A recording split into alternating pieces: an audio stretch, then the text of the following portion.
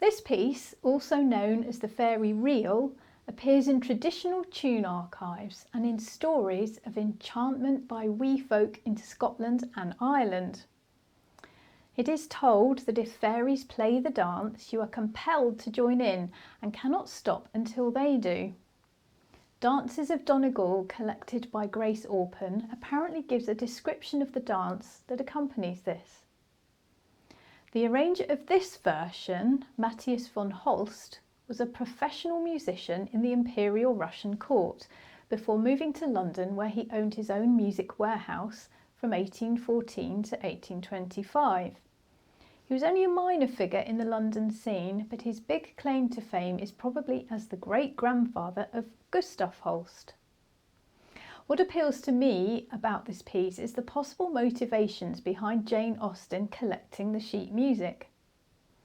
It does in the title suggest that this was danced in fashionable circles, and we can imagine her falling in love with it there. But it reminded me too of how she would also find music to play for her numerous nieces and nephews when they came to visit. Not only that, she would entertain them in other ways.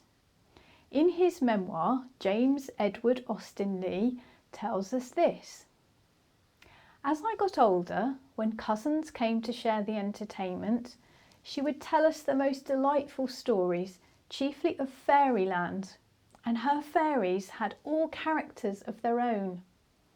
The title was invented, I am sure, at the moment, and was continued for 2 or 3 days, if occasion served. I can only imagine their delight when she brought this particular piece out to play." Fairies later became big business when they caught the imagination of Victorian audiences, but one of my favourite portraits of all time is hanging in Chatsworth House, and it is Georgiana, the Duchess of Devonshire, depicted as Cynthia from Spenser's Fairy Queen, painted by Maria Hadsfield Cosway.